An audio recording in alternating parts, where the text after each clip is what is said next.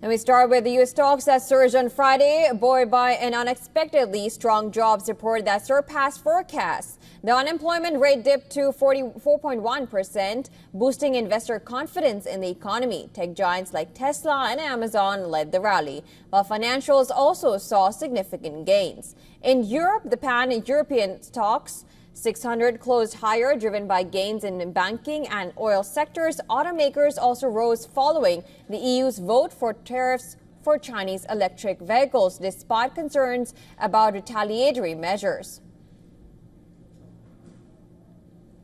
Oil prices surged due to escalating tensions in West Asia, with West Texas Intermediate rising 9.09% for the week, the largest gain since March 2023. Brent crude oil also saw significant increases as geopolitical concerns mount. Meanwhile, gold prices fell after the strong jobs report raised the dollar and diminished expectations of aggressive rate cuts from the Federal Reserve. Looking ahead, investors will monitor upcoming data releases that could affect Federal Reserve policy. Tensions in West Asia and their potential impact on oil and gold prices will also be monitored closely.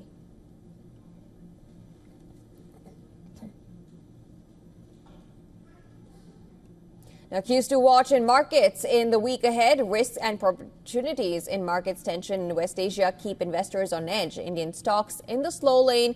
Crude oil posts best week of 2024. And so for more on this, we're also being joined by Mithali Nikur, economist in New Delhi. She's joining us from New Delhi. Thank you so much for joining us this morning. Let's begin by asking you, where do you think markets will recover quickly from the shocks of what's happening in West Asia? So I think at this point in time, the situation, if we look at, the global market, is very interesting.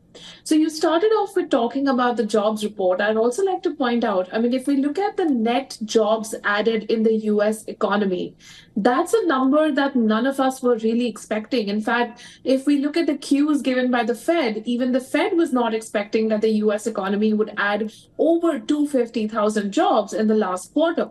And the kind of job numbers that have come out in September have really, caught everyone by a pleasant surprise. Inflation is also getting tamed in the US markets. So this obviously signals a flight of capital and a flight of, especially short-term capital towards US-based stocks and the US markets, because at this point in time, they might be looking at the US as a safe investment destination, given the uncertainties and volatilities in West Asia. Of course, the ripple effects of the West Asia crisis are being felt all over the globe, but it does signal a flight of capital to safer markets, and the US really positioning itself as that safe market at this point.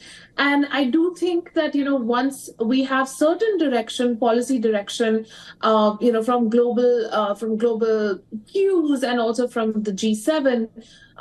Investors will see more calm on the West Asia situation, but it might take a few weeks for the G7 to really define their policy direction in light of the new tensions. Mm-hmm. And that being said, defense stocks have run up globally. Is there more room for these stocks to rise given the global political situation?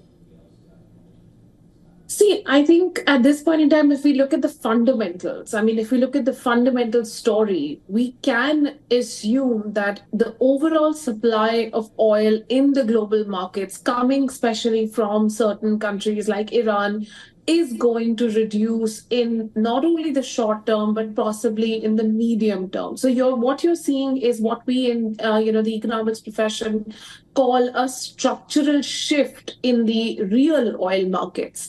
Now, when this sort of a strong shift occurs, this is not a shift based on, investor sentiments. This is an actual structural shift. And in this case, the investors will revise their expectations and their real valuation of not only stocks, but also of the commodities.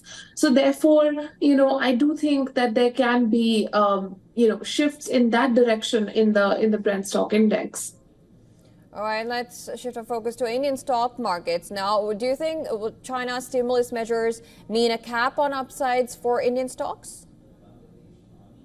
I personally don't think so. I think that the Indian stock market moves in a very different direction and it moves in a very domestically motivated direction even now. I mean, when we look at Indian stocks, the real driver, from a real economic sense, comes from fiscal policy direction that the Indian government sets, comes from monetary policy direction that the Reserve Bank sets, and then apart from that, from a global point of view, it's US and European markets, but particularly the US market that has an outsized impact on the direction of Indian stocks. And the reason for that is that if we still look at a lot of the foreign direct investment and the FII activity, foreign investor activity, that's still directed from the US and from European markets.